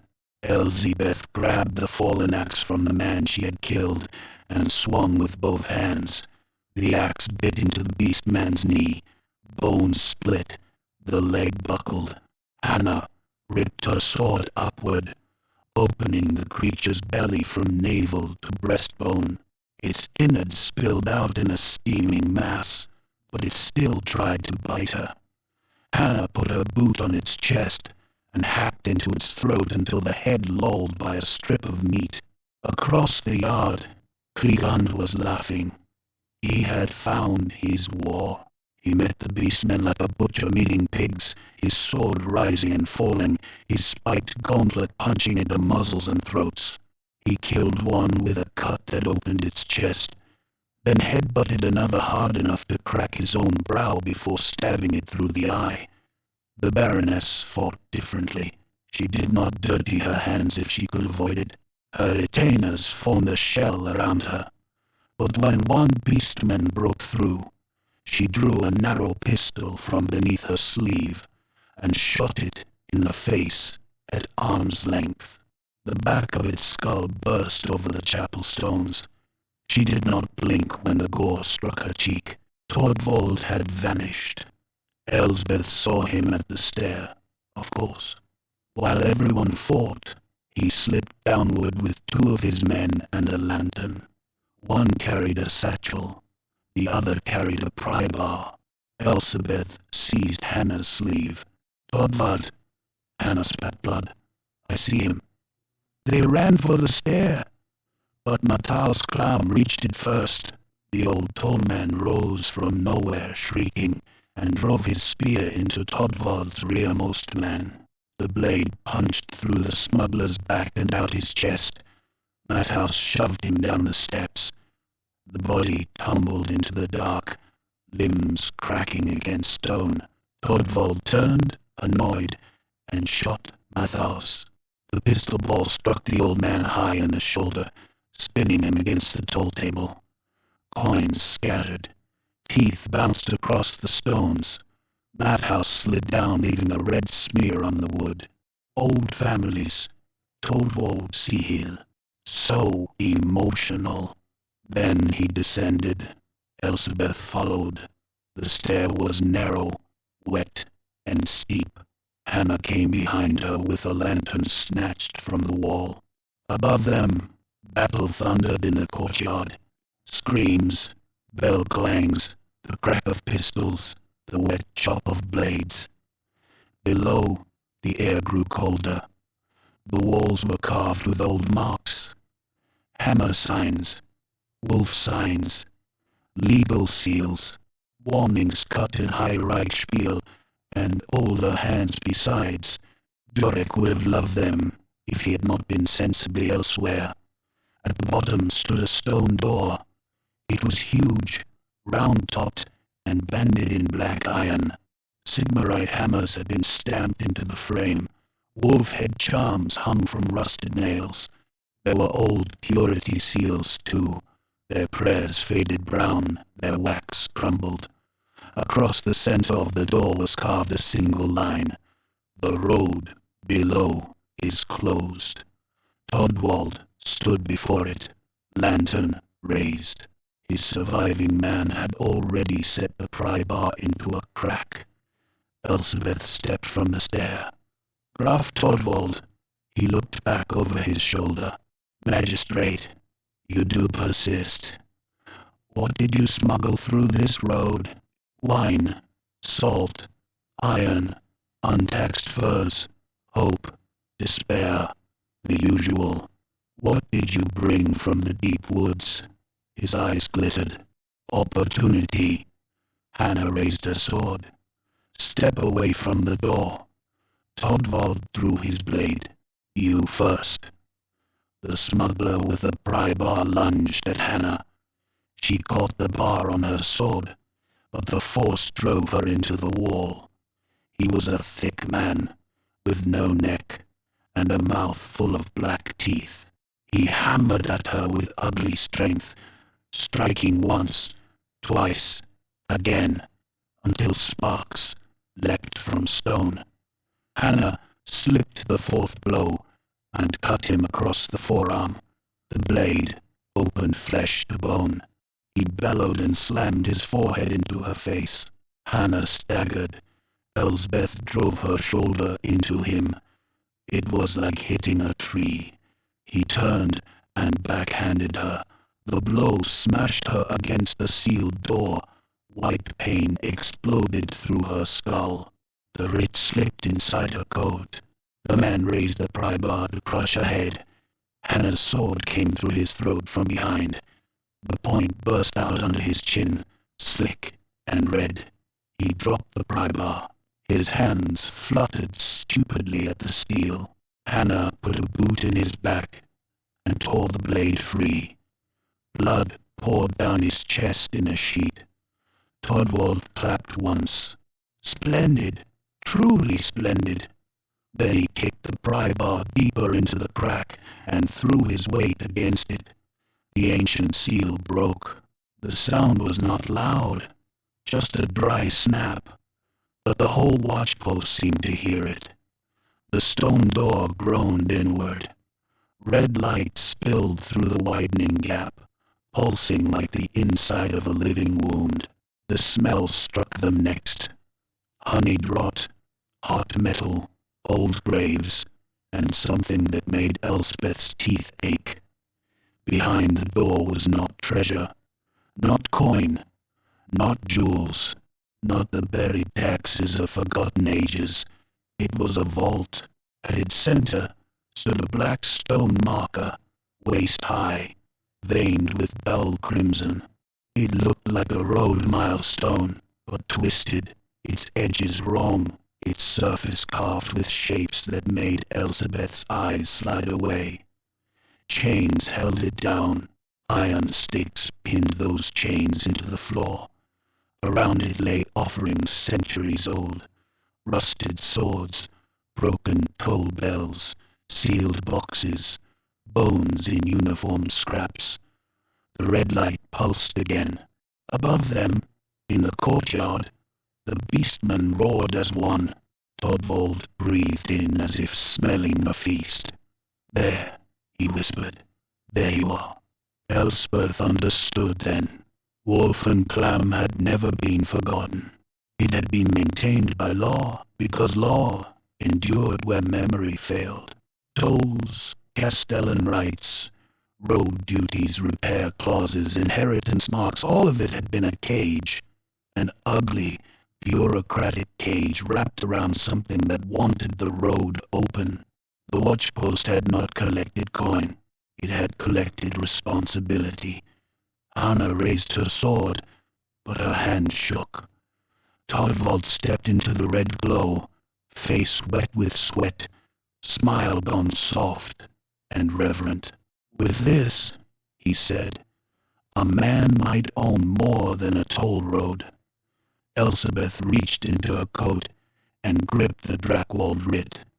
Above, the cracked bell rang by itself. Once, twice. Then every skull on the causeway began to chatter in the dark. Chapter 4. 99 Years of Blood. The vault breathed red light. It came from the chained roadstone in slow, sick pulses, swelling and fading like a buried heart. Every throb painted the iron-banded walls in the color of fresh wounds. The old chains groaned. The purity seal stirred without wind. The black stone marker stood at the center of the chamber, waist-high and crooked, its surface veined with crimson lines that seemed to crawl when Elsbeth Capel looked at them directly. Above, Wolf and Clam watchpost was dying. The cracked bell hammered itself into madness. Its broken voice shook dust from the ceiling and sent grit pattering over Elspeth's shoulders. From the courtyard came the roar of beastmen, the clash of steel, the boom of black powder, and the wet human sounds that followed when armor failed. Graf Oskar Torvald stood before the roadstone with his face lit red and his eyes shining like a drunkard's at last call. "With this," he whispered, "a man might own more than a toll road." Hannah Holt spat blood onto the vault floor. "Step away from it." Torvald turned slowly. His smile was gone now. That made him worse. Charm had peeled off him like paint from rotten wood, revealing the thing beneath. Hunger, cold and gleeful. "My dear road warden," he said, "you still think this is about tolls?" Elsbeth's head rang from the blow she had taken. Her ribs burned. Her right hand gripped the Drakwald writ inside her coat so tightly the parchment crackled under her fingers. "It was always about tolls," she said. Torvald laughed once. "Listen to yourself. I am. Men are being torn apart upstairs. Nobles are bleeding in the mud. Horned things are crawling over the walls, and you cling to paperwork." Elspeth drew out the writ. The blue wax seal, chipped but intact, looked almost absurd in the red glow. A wolf's head, a gatehouse, law impressed into wax by hands dead for generations. "Paperwork built this cage," she said. Torvald's eyes flicked to the writ. "Paperwork can burn." He lunged. He was faster than he looked. His sword flashed from low guard toward Elspeth's belly. Hannah moved first, shoving Elspeth aside and catching the blow on her own blade. Steel shrieked. Torvald twisted his wrist, slid the edge along Hannah's sword, and flicked the point toward her face. Hannah jerked back, but not enough. The blade opened a line from cheekbone to jaw. Blood sprang bright down her neck. She answered with a brutal cut at his knee. Torvald hopped back, light-footed as a dancer, and laughed again. "There she is," he said. That's the wolf in you, Hannah attacked. The vault was too narrow for finesse, but Todvald had enough of it for both of them. He gave ground around the chained stone, letting Hannah's heavier strikes ring from the walls and iron stakes. She fought like a road warden. Economical, vicious, every motion meant to finish a man quickly. Todvald fought like a nobleman who had learned in dueling halls, then perfected the art in alleys. His blade kissed, slipped, vanished, returned. He nicked Hannah's forearm, then her shoulder, then the back of her hand. Hannah did not slow. She drove him against one of the chain posts and smashed her forehead into his mouth. Teeth clicked. Blood burst over his lips. Todvald staggered, and Hannah thrust for his throat. He twisted. The sword point grazed his collar instead of killing him. His left hand came up with a little pistol hidden under his coat. Elspeth shouted. Hannah knocked the barrel aside as it fired. The shot blasted against the ceiling, showering them all in chips of stone. One shard sliced Elspeth's brow. Another struck Todvald under the eye, drawing a black-red tear down his cheek. The roadstone pulsed harder. The chains rattled. From somewhere beyond the stone door came a braying roar so deep that Elsbeth felt it through her boots. Something large had entered the stairwell. Todvald heard it too. His bloody grin returned. "They're coming for their road," he said. "They can queue," Elizabeth said. She snatched the fallen pry bar from the floor and swung it with both hands. Todvald turned just in time for the iron bar to crack across his sword wrist. Bone snapped. His blade flew from his hand and clattered against the wall. He screamed then, properly, all courtly polish stripped from him. Hannah stepped in to finish him, but he kicked one of the chain stakes. The old iron, already loosened when the vault opened, shifted in its socket. The nearest chain went slack. The red veins in the roadstone flared. Upstairs, every beastman howled as one. The sound struck the vault like a wave. Elsebeth staggered. Hannah cursed.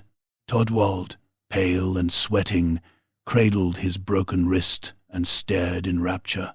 The stone door behind them filled with a horned silhouette. It had to crouch to enter. The beast-man was huge, taller than Kriegund, broader than a cart horse, its shoulders matted with old blood and rainwater. One horn curled upward, the other had been sawed short and capped with iron. A chain of human jawbones hung across its chest. It carried a cleaver made from a broken halberd blade bolted to a length of black oak. Its goat eyes fixed on the roadstone, then on Elspeth. Then it charged. Hannah met it because Hannah always met what came. The cleaver crashed down. She crossed her sword against it, but the force drove her to one knee. The impact rang through the vault. Her blade bent. The beastman bellowed hot rot into her face and bore down. Muscle stood out in Hannah's neck. Her boots scraped backward over stone. Elspeth stabbed the pry bar into the creature's flank. It barely noticed. The beastman kicked her. The hoof struck her thigh and hurled her into the wall. Pain burst white up her side. She hit the floor hard, gasping, the writ almost slipping from her hand. Todvald, instead of fleeing, crawled toward the loosened chain. "Idiot," Elsebeth wheezed. The beastman raised its cleaver again. Tanner rolled away as it struck. The blade smashed into the floor where her skull had been, sending fragments of old stone skittering across the vault. Hannah came up under its arm and thrust her sword into its ribs. The blade sank deep. The beastman roared and clamped one massive hand around the sword, trapping it inside its own flesh. With the other, it backhanded Hannah across the chamber. She struck the wall shoulder first and dropped, her sword still buried in the creature. The beastman reached for the roadstone. Elspeth saw its fingers stretch toward the pulsing black surface. She did not think. She seized the nearest chain with both hands and pulled. The iron links were freezing cold. The shock of touching them went up her arms and into her teeth. Images burst behind her eyes. Roads paved in bone, carts drawn by things without skin, toll gates made of rib cages, coins stamped with screaming faces. She tasted ash and honey and blood. Something vast and amused noticed her. Elsebeth screamed and kept pulling. The chain tightened. The beastman's fingers brushed the stone. Its hand burst into flame. Not ordinary fire. Red fire, wet-looking and hungry. It raced up the creature's arm, splitting skin, boiling fat. The beastman shrieked. Its flesh blackened and peeled back from bone in curling strips. It stumbled away from the stone, flailing. Hannah, groaning, dragged herself up, grabbed the hilt of a sword still lodged in its ribs, and used both hands to rip the blade sideways. The beastman opened from armpit to hip. Its guts spilled out in a heavy steaming heap, ropes of intestine slapping onto the floor. Still, it tried to stand. Hannah hacked once into its neck. The blade stuck halfway. She wrenched it free and hacked again. The second blow cut through spine. The head rolled forward, jawbone necklace rattling, and the body collapsed beside its own entrails. Drakwald had reached the chain stake. With his good hand, he pulled a knife and began cutting at the old binding wrapped around it. Elsebeth limped toward him. He looked up, teeth red. "You cannot stop ownership, magistrate. You cannot stop appetite. Law only tells wolves which door to use." Elspeth hit him in the face with the Writ case. Not hard enough to kill. Hard enough to knock him flat. Then I will close the door. Above, the bell stopped.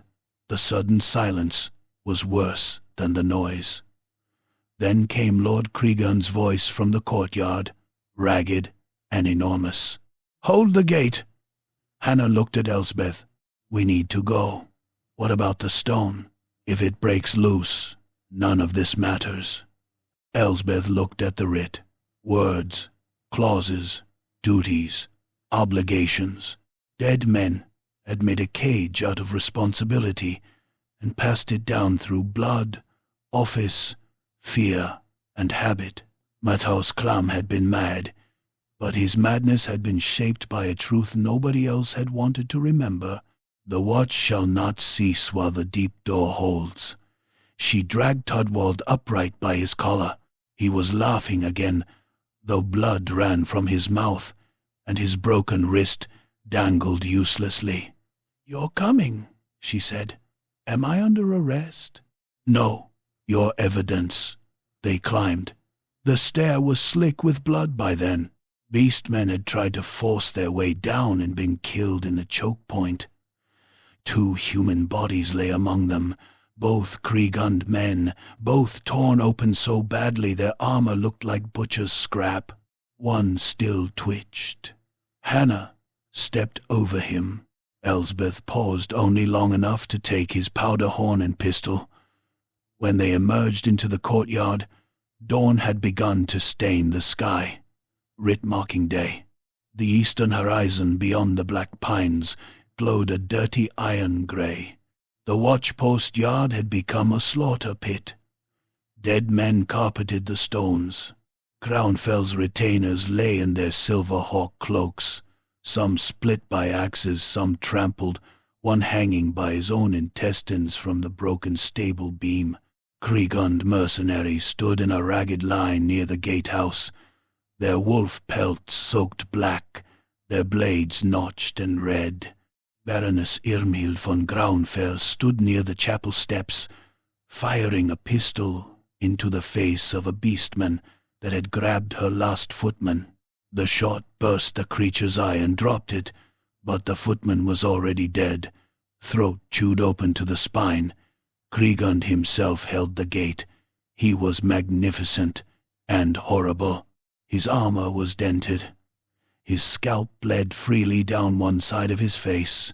His spiked gauntlet was buried knuckle-deep in a beastman's mouth. He ripped sideways, tearing the jaw loose in a spray of blood and broken teeth, then drove his sword through another creature's belly and kicked it off the blade. 3 dead beastmen lay at his feet. A 4th crawled there with both legs gone, dragging itself by its claws until Kriegund stamped its skull flat against the stones. "Magistrate!" he roared when he saw Elizabeth. "If you have law left, spend it." The outer gate was failing. Beastmen surged beyond the portcullis, a packed mass of horns, blades, and foaming mouths. Some climbed the walls, others hacked at the iron with stolen axes. The skulls on the causeway chattered on their posts, copper coins flashing in empty eye sockets as if laughing at the living. Matthaus Clam lay beside the toll table, one hand pressed to the pistol wound in his shoulder. His face was grey. His eyes still burned. Elspeth stumbled to him. "The Castellan's office," she said. "Is it vacant?" His mouth moved. No sound came. She leaned close. "Ah," he whispered. "Clam keeps gate. You are wounded. The post is breached. The deep door is open. Under the writ. In dereliction or incapacity, emergency road authority may be assigned to a fit officer of the road." Matthaus blinked at her. "Do you yield temporary authority?" His fingers clawed at her sleeve. For a moment she thought he would curse her. Instead, he gave a laugh like gravel in a bucket. "Make them pay," he whispered. Elspeth stood. The sun had not yet broken the horizon. She climbed onto the toll table. A beastman arrow hissed past her face and buried itself in the chapel wall. Jorek, who had been hiding behind a cracked rain barrel with a bloodied meat hook in one hand, stared up at her in horror. "Magistrate, what are you doing? My office." She unrolled the Drakwald writ. The blue seal caught the first grey light. "By authority of the Drakwald writ," she shouted, voice tearing in her smoke-sore throat. "And, under the emergency clauses governing roadward defense, toll enforcement, breach of watch, dereliction of noble claimants, and incapacity of hereditary Castellan, I declare all private claims suspended." Nobody stopped fighting, but heads turned. The Baroness stared. Kriegund laughed once, wild and bloody. Todvold, slumped against the chapel wall, under Hannah's sword point, spat red onto the stones. "She's mad." Elspeth kept reading. "All armed persons present within the bounds of Wolfenclam Watchpost are hereby impressed into lawful service of the road until the threat is ended, the deep door is sealed, and proper judgment rendered." Baroness Graunfels's eyes narrowed. "You cannot impress nobility." Elsbeth looked down at her. "You claimed the watch. The watch claims you back." Kriegund bared his blood-slick teeth. "Who commands?" Elsbeth pointed at Hannah. "Road Warden Hannah Holt is appointed temporary road castellan of Wolfenclam." For one heartbeat, Hannah looked as if she might shoot Elspeth herself. Then the portcullis gave way. The iron teeth crashed upward in a shower of rust and splinters. Beastmen poured into the arch. Hannah turned. "Graunfels, chapel line. Kriegund, hold the arch. Jorek, Powder! Capel! Get down before law gets you killed! The courtyard obeyed because death was coming, and Hannah's voice gave it direction. The Baroness snapped orders to her last retainers. They formed at the chapel steps, spears out. Kriegund and his mercenaries smashed into the first wave at the gate. Hannah took the center with a sword in one hand and a pistol in the other. Elspeth jumped down from the table and landed badly, pain flashing up her injured thigh. Jorek scrambled to her with a crate of powder flasks and a face white with terror. I found these under a corpse. Useful corpse. I thanked him. A beast man broke through Kriegund's line, leaping over a dying mercenary. It landed in front of Jorek, all matted fur and yellow teeth, raising a cleaver crusted with hair and bone. Jorek screamed and threw the whole powder crate at it. The beast man caught the crate against its chest. Elspeth fired the dead soldier's pistol. The ball struck one of the powder flasks. The explosion was small compared with artillery, but in the courtyard it was thunder. Fire swallowed the beastman's torso. Its arms flew apart. One landed on the toll table. The rest of it slammed backward into two more creatures, burning, screaming through a throat that had become a chimney. Jorek stared at the smoking pistol in Elspeth's hand. I meant to do that, he whispered. No, you didn't. No. Keep doing things you don't mean. The battle compressed into moments of red clarity. Hannah hamstrung a beast man, then drove her sword through the base of its skull as it fell. The Baroness took up a spear from a dead retainer and used it with cold precision, thrusting into throats and eyes, while her gown dragged through blood. Kriegund lost his helmet to an axe blow that laid his scalp open, then seized the attacker by both horns and drove his face down onto the broken portcullis spikes until the skull split. Elsbeth saw Todwald moving. He had cut the binding on his wrists with a shard of glass. While everyone fought, he crawled toward the stair again. Of course, she went after him. He saw her and ran. Not well. His broken wrist swung uselessly. Blood spotted his coat, but greed lent him speed. He vanished down into the vault, and Elsbeth followed with Hannah shouting behind her. The red light below had grown brighter. The loosened chain Todwald had damaged was nearly free. The roadstone pulsed violently now, each beat shaking dust from the ceiling. The remaining chain strained, as if something beneath the stone were pulling. Todwald staggered into the vault and seized the damaged stake. With this, he panted, I can bargain. With whom? With anything that wins, he pulled.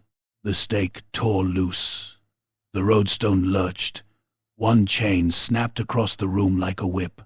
It struck Todwald's chest and tore through his coat, opening him from shoulder to ribs. He screamed, but did not let go of the broken iron. Red light poured over him. His blood steamed where it hit the floor. Elsbeth raised the pistol.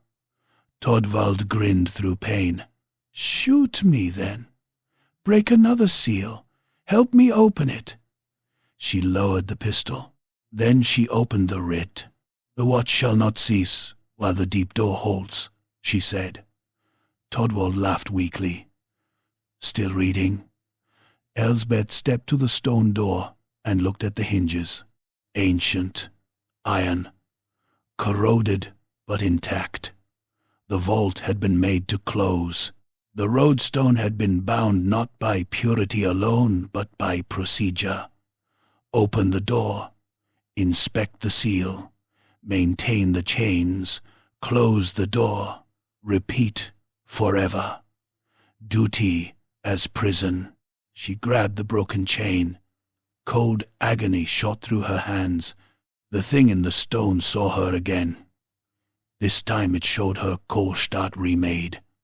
toll gates at every street, clerks with flayed faces, nobles kneeling in mud, road wardens hanging from mileposts, Elizabeth seated behind a desk of black stone, while the empire paid and paid and paid until nothing remained but debt.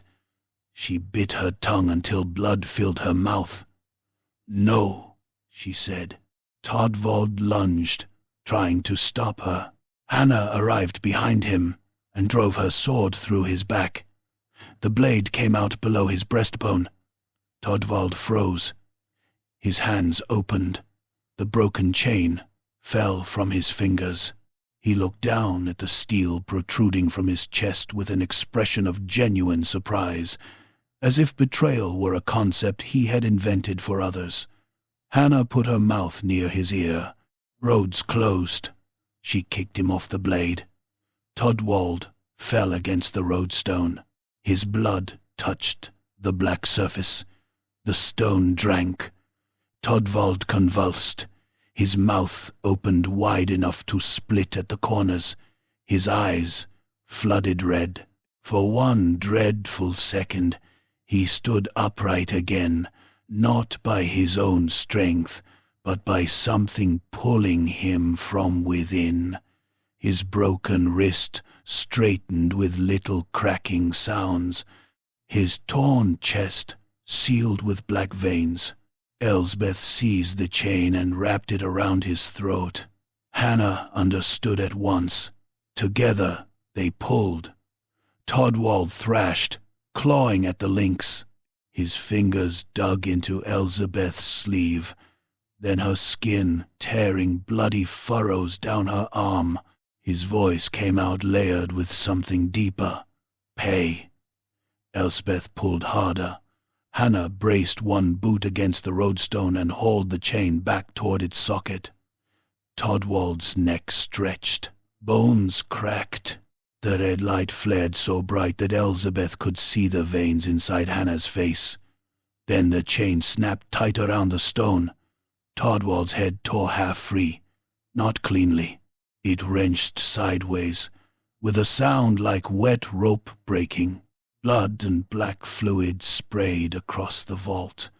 His body jerked, shuddered, and collapsed at the base of the roadstone, twitching as the red veins in his flesh guttered out. Elsbeth drove the broken stake back through the chain loop with the pry bar. Once, twice. On the third blow, the iron bit into the floor. The roadstone's pulse weakened. Hannah staggered to the stone door. Now, they pushed. At first the door did not move. Above them, the roar of battle dipped, then surged again. Something huge crashed in the courtyard. Men screamed. A horn sounded. Dawn was coming. Elspeth shoved with her shoulder. Her ribs felt like they were splitting. Hannah pushed beside her, teeth bared, blood running freely from her cheek. The stone door groaned. "Jorik!" Elsbeth shouted. A moment later, Jorik appeared at the stair, limping, bleeding, carrying a broken spear. He saw Drakwald's corpse. He saw the stone. He nearly fainted. "Push!" Elizabeth snapped. "I hate field work," he sobbed, and threw himself against the door. It moved. Inch by inch, the deep door closed. The red light narrowed. The roadstone's pulse became a sliver, then a line, then a glow around the edges. From within the vault came a final whisper, soft and vast. Ode. Elizabeth slammed the writ against the door as it shut. Paid. The door sealed. Silence fell below. Then the entire watchpost shook. They ran back up the stair as stones cracked overhead. In the courtyard, the last great beastman, iron-capped horn broken and chest riddled with spears, had smashed through Kriegun's line and reached the toll-gate mechanism. Kriegun hung from its back with one arm around its neck, stabbing again and again into its side. The creature ignored him and swung its axe into the gate chain. The chain broke. The old toll bridge beyond the gate began to drop, opening the road into the gorge. Hannah saw it. If they cross, they take the road. Elsbeth saw the answer at the same time. The bridge was old, too old. The support pins were beside the toll table, secured by rusted levers and counterweights. A system built to close passage, collect payment, and punish evasion. "Jorek," she said, "can you read that?" He looked at the mechanism, eyes wild. "It is mostly pictorial." "Good enough." They ran through the battle. A beast man grabbed Jorek by the coat. Elsbeth stabbed it in the wrist with her dagger. Hannah cut across its throat. Blood sprayed over Jorek's face. He screamed, slipped, and landed against the lever housing.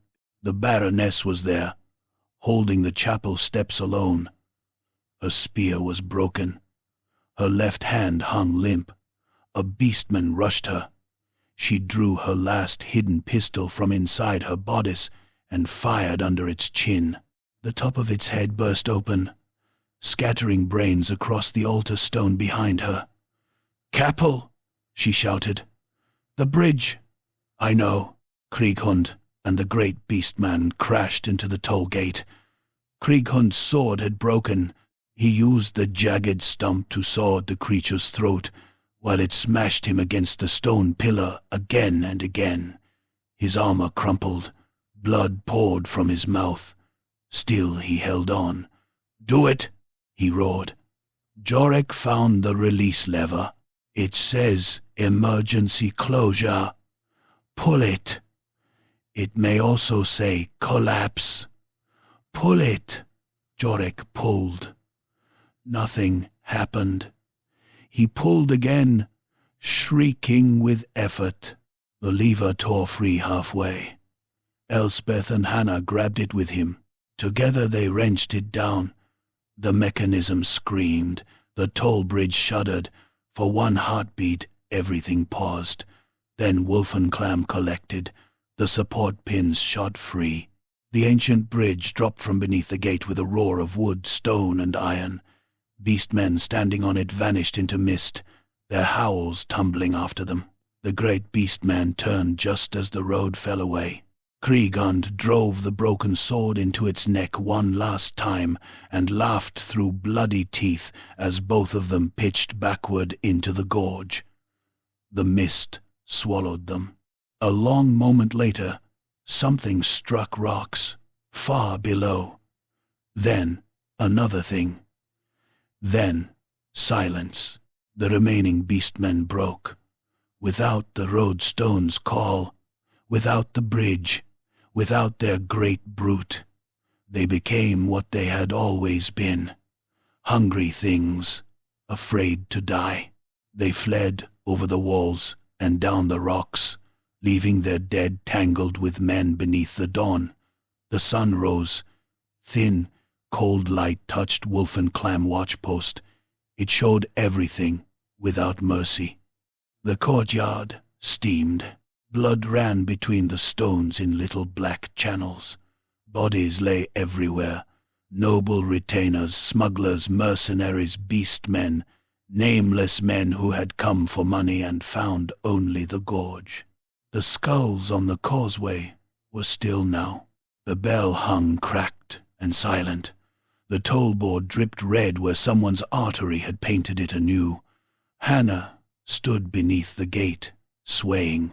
Elsbeth stood beside the toll table, the Drakwald writ in both hands. Jorek sat in the mud and began to laugh. Not because anything was funny, because his body had misplaced the correct response. Baroness Grauenfels approached slowly. She looked older in daylight. Blood freckled her face. Her fine gown was torn from hip to hem. One silver hawk pin remained at her throat, bent almost in half. "You have no idea what you have done," she said. Elsbeth looked at her. I have suspended your claim pending inquiry. My house is ruined. Not yet. That requires paperwork. The Baroness stared at her, then gave a sound that might have been a laugh or a sob. She looked toward the broken bridge, the ruined gate, the bodies of her men. What happens now? Elsbeth looked at Matthäus Clam. The old man had survived. Somehow. He sat propped against the toll table, grey-faced, shivering, one hand on the cracked bell rope. His eyes found Elsbeth's. "Gate kept," he rasped. "Gate kept," she agreed. His mouth twitched. "Toll?" Elsbeth reached into her coat, found a single copper coin, and placed it on the table before him. Matthäus closed his bloody fingers over it. Then he smiled, not happily, not sanely, but completely. By noon, the surviving Grauenfels retainers had begun piling the dead. Hannah ordered the beastman corpses burned outside the wall. Jorek, shaking and feverish, made a list of names when names could be found. For many, he wrote only "unknown man, armed," or "unknown creature, horned," or, in one case after a long pause, "too little remaining." Graf Oskar Todwald's body was dragged from the vault, wrapped in chains.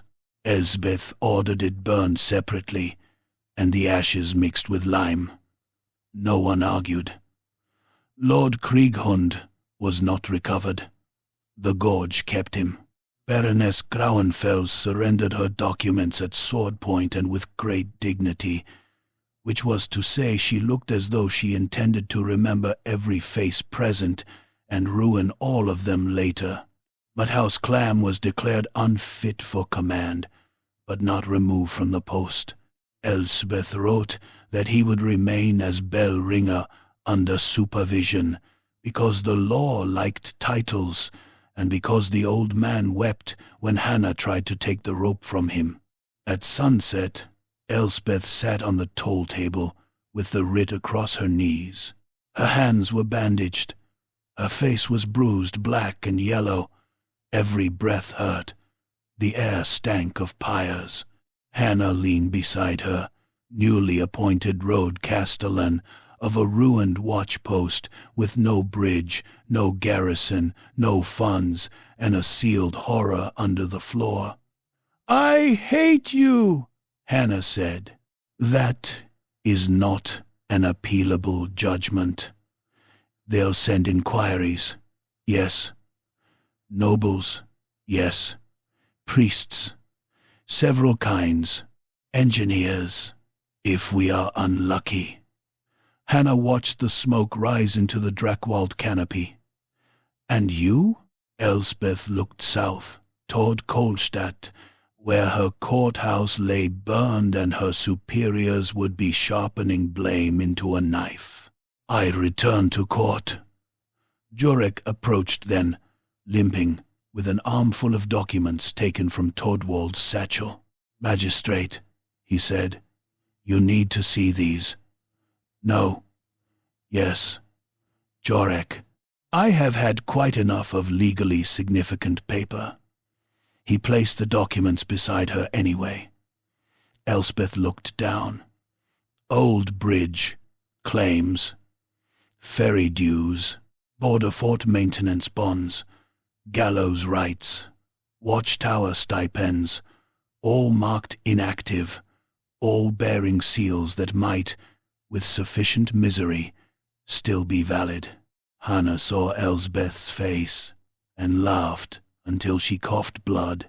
The Drakwald darkened around Wolfenklam, but the gate remained watched. The bell rope hung from Matthäus Clam's hand, the deep door held beneath stone and law.